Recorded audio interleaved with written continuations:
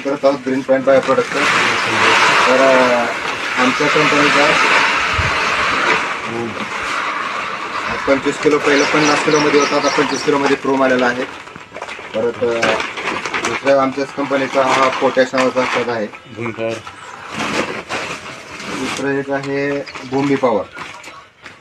या खताचं मिश्रण करून आम्ही या पपईचा दर 40 दिवसांनी एक डोस देतो. अशाच पद्धतीने आपण पपई मालक बघूया यांना आपण. या सर, नमस्कार. पपई किती वर्षापासून लावतो आपण? 3 वर्षापासून. 3 वर्षापासून लावतो. बरं, तुमचं ग्रीन प्लांटचे प्रोडक्ट किती वर्षापासून वापरताय? 3 वर्षापासून रेग्युलर वापरतात. रेग्युलर. रिझल्ट कसा आहे सर? रिझल्ट चांगले. बेसन डोस मध्ये पपईमध्ये जाऊया. हा या सर.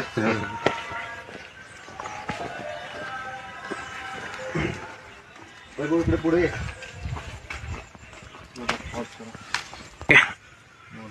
तर अशा पद्धतीचा पपईचा प्लॉट आहे. तर लागवड कधीची आहे? लागवड डिसेंबर 6 तारखेची. डिसेंबर 6 तारखेला लागवड झाली.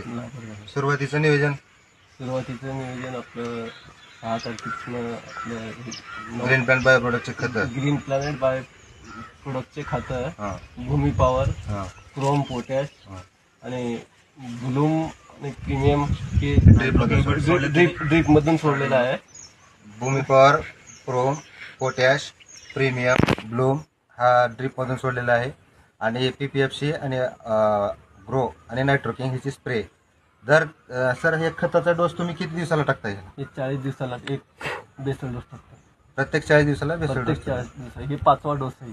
हे आता 5वा डोस सरांचा आहे. तर इकडे मध्ये दाखव. प्रत्येक झाडाला सेम सेटिंग आहे. प्रत्येक झाडाला सेम सेटिंग आहे.